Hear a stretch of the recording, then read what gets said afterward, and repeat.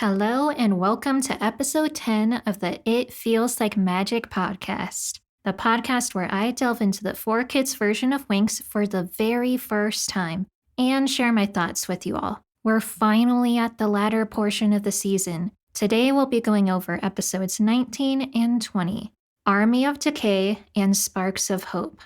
Things get pretty intense in these episodes, so hope you're ready for some action. Let's go ahead and get into the episode, shall we?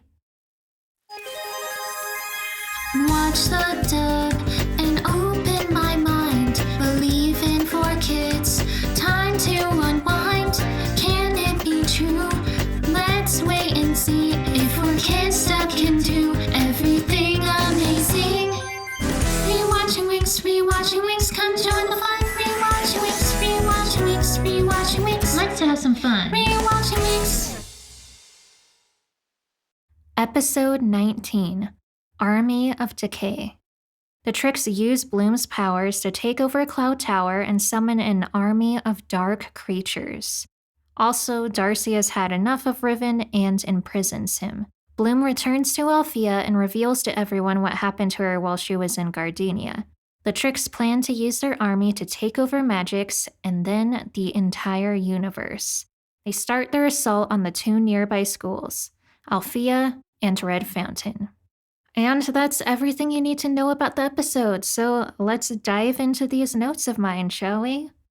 I think this is the first time this has happened, but the very first line that's spoken is something that made me laugh, and I just had to write it down. So we start off in Cloud Tower, and we're watching through the perspective of all the witches there. They are just sitting down and eating lunch and talking amongst each other. And one of the witches describes a spell. This spell turns a fairy inside out so that its wings are on the inside.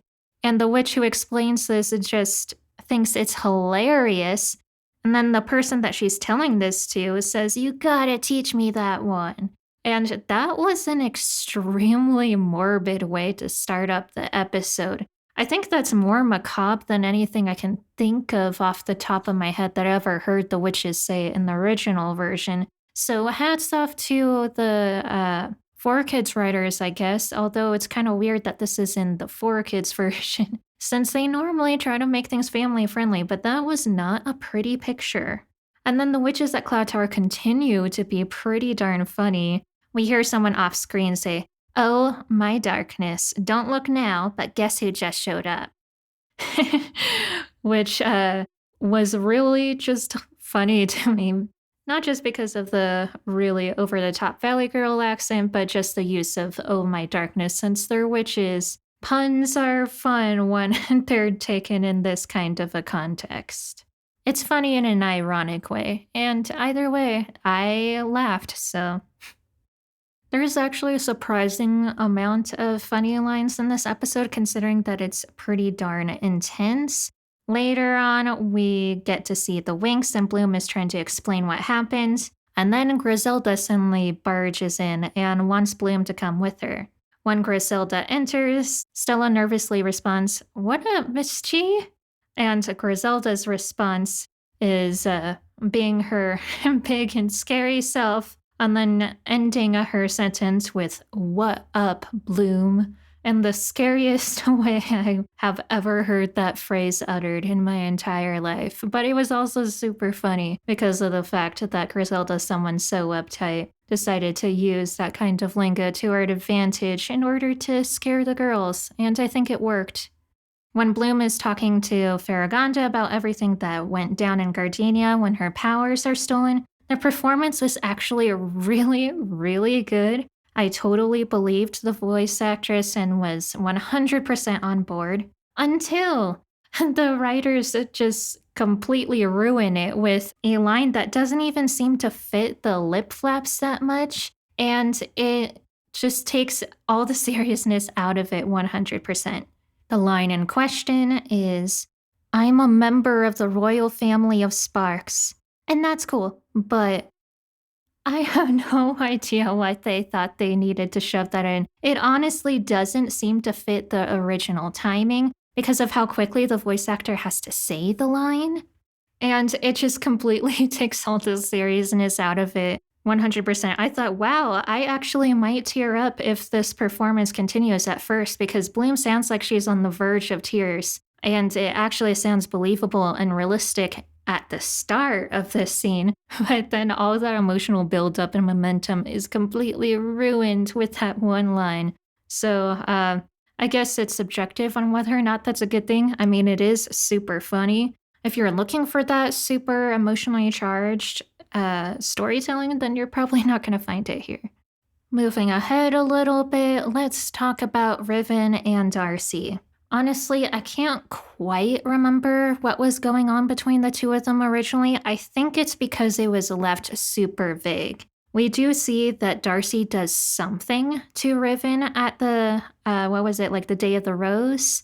So we can assume that she put some sort of spell on him. We don't know exactly what it was. I'm guessing most people assumed that it was a charm so that he'd like her, but it's never 100% confirmed. In this version, we get to see that if it was a spell, then his feelings were actually pretty darn strong because he visits Cloud Tower with the intention of taking Darcy on a date and seems really upset when Darcy turns on him, which of course he was originally, but before he was like, oh man, they were right. I shouldn't have trusted the Trix. It was more so like a, oh yeah, I guess I was in the wrong. Whereas here, he seems hurt in a romantic sense. Whereas if there was any pain originally, I think it's because he wanted to trust in the Trix since he couldn't trust in anyone else, and he couldn't. So that's an interesting addition, considering that everything was so kind of gray and wish-washy before. It wasn't entirely clear what his true feelings towards the Trix were. But here, even if it was a spell, they at least made them loud and clear, so. I was also surprised that they kept in the part where Stormy holds Riven's face and then scratches him with her nail. You can still see the blood and everything.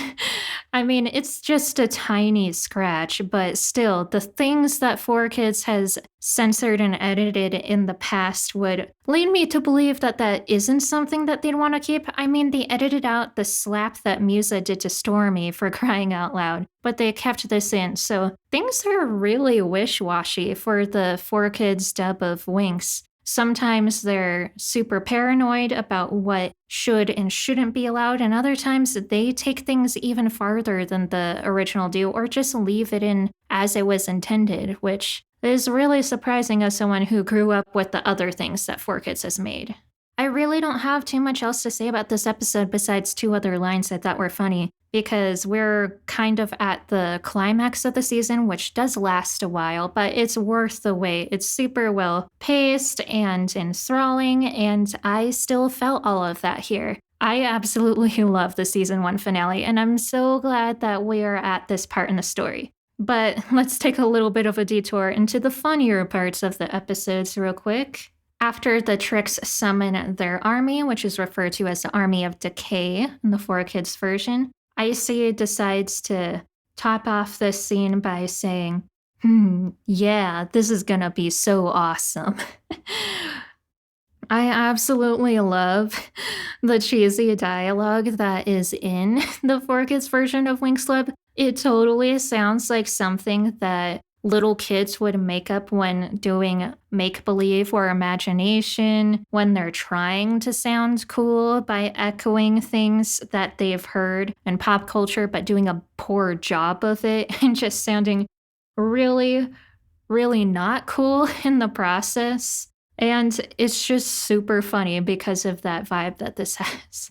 And then lastly, we get to see Red Fountain being attacked, and there's lots of lines that we hear from the specialists here and there that I believe were added in from the 4Kids version. That's something they like to do, is add in lines that happen off screen to make scenes feel more busy. And sometimes that's kind of annoying, but here it works since this is a battle. And one of the lines that caught my attention was someone, I believe it was Dan Green, but I don't know if it was Sky or not, but I'm pretty sure it was him. Anyways, he shouts, "They're at the West Gate too, and the South." And I just found the desperation that was in his voice hilarious considering that they're a group of soldiers trained for battle, essentially. And I think that's everything for this first episode. It follows everything story wise to a T for the most part. And really, the only thing I had to note was just some funny lines here and there, but it was a very pleasant watch and a very good start to what's going to be a many episode long finale for the season. We are the Winx. Episode 20, Sparks of Hope. There's only one hope for the magic dimension. Bloom must return to her home planet to help reignite her powers. Red Fountain creates a diversion and draws the enemy towards them to give the Winx a fighting chance. But the specialists aren't able to keep up the fight for very long. They are forced to retreat and make their way to Althea in order to join forces. Meanwhile, the girls are being chased by a Yeti-like creature. During its attack, Bloom is separated from the group and falls down a chasm. And that's all you need to know about the episode, so let's get into it. Once again, this is a pretty straightforward plot. Things just happen, and it is mostly action, so there isn't too much to point out in terms of things that change. However, much like the episode, there were a lot of lines that I found super funny that were nothing like the original dialogue, so let's go through them. First off, there's the Trix trying to bargain with the teachers.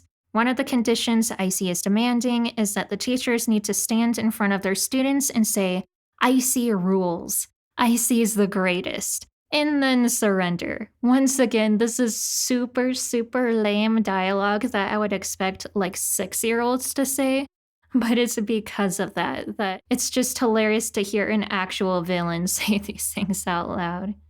Another thing that I noticed is when Nuts deciding that he's had enough with the Trix. His whole thing is that they want to take over the universe, which includes the ogre realm. My mom lives there, which not only is just super funny, but also kind of feeds into the world building. We don't know too much about the other realms in Winx Club, and honestly, I wish we did, and 4Kids does a really good job of just adding in information here and there to make the world feel more complete.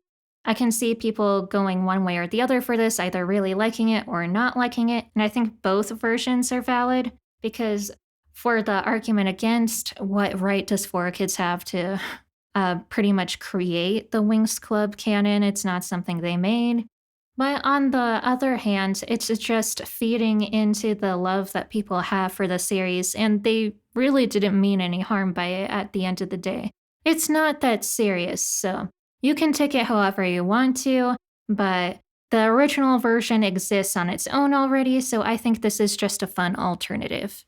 There were some cool musical callbacks that happened in this episode as well. During a scene when Farragonda is trying to hype up the girls, she says that an Althea fairy never gives up, no matter how slim the hope. And while the scene is playing, I believe there is a musical reference to the Althea school song in the background. I'm pretty sure that's what it was supposed to be, which was a really cute callback. I love when musical scores reference things from the past like that, and this was just done really well, so kudos for that. And then there was another musical callback later when Nut was fighting with the specialists, and it used the same musical theme that we hear when he's fighting against Stella and Gardenia with the brass and flutes and everything. And I complained about that when it first showed up because of how cartoony it kind of was. It was emphasizing like every single step he took, almost like old style cartoons, but it kind of grew on me. I was happy to hear this theme again, and he is like a big oafy ogre, so it makes sense that his music theme would be really out there and kind of distracting. And this was a huge battle, so it made more sense.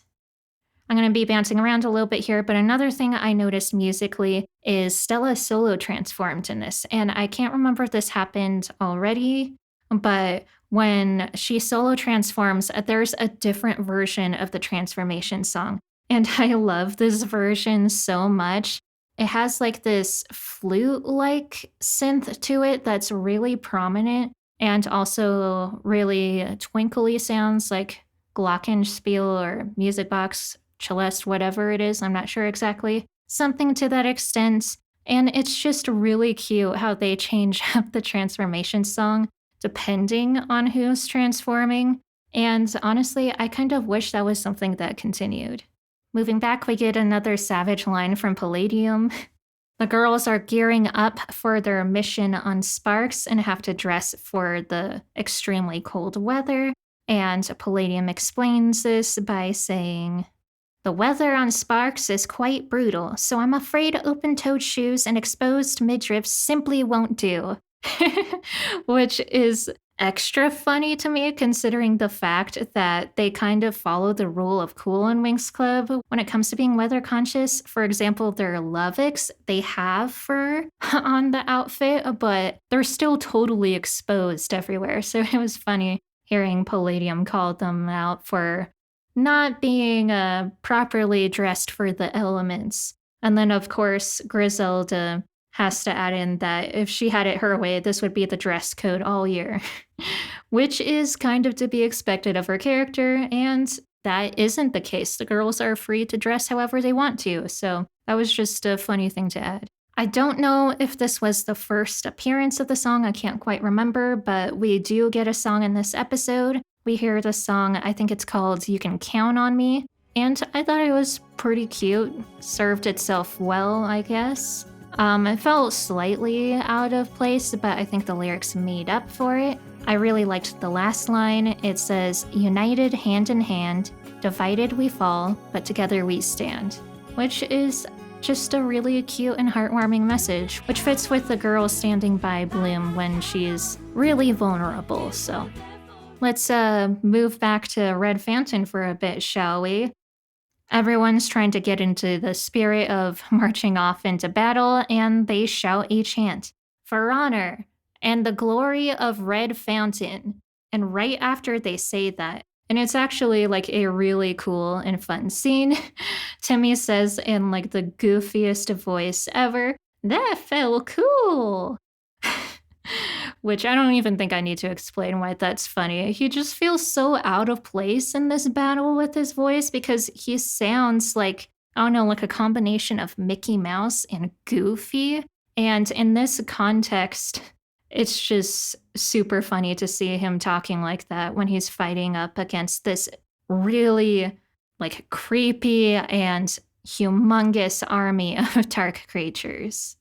Also, this scene was kind of grim. Saladin says that everyone who survives this battle will pass the semester, which, makes sense. If they do well in battle, then they should pass the semester. But that means that 4Kids is acknowledging that people are going to die, which once again is really, really surprising, especially considering they created the Shadow Realm in Yu-Gi-Oh! Just to avoid the idea of people dying. Yet here, it's very clear that that is a possibility, so I just found that really weird, but it sets up the scene well. And then before we wrap up with the specialist, I also found it funny that there was one student who had like a really redneck accent, which is something that you'd never expect to hear in a super intense dark fantasy battle. Yeah, it's exactly like how you'd expect. It's hilarious. Oh, I lied. I have one more thing to mention about the specialists. When they go to help Althea, we see their aircraft land, and they added in dialogue here. And the dialogue is, "All right, guys, try your best to stand tall. We don't want to look like a bunch of losers in front of these girls."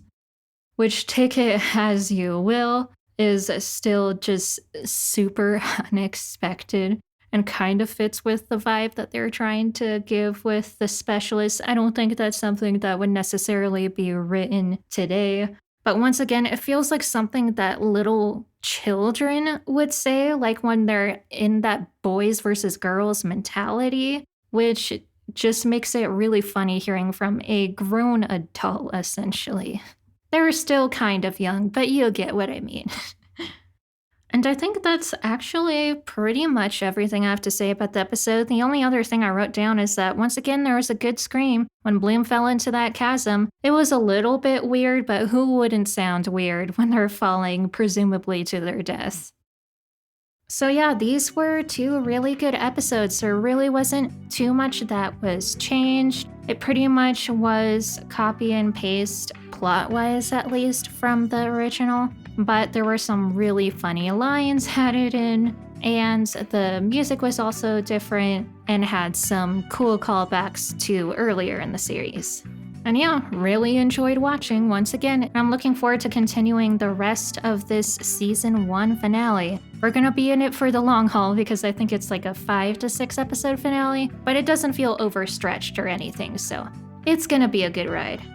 So next time we'll be looking at episode 21 and 22 of season 1. Thanks so much for listening, and don't forget to keep a little magic in your life.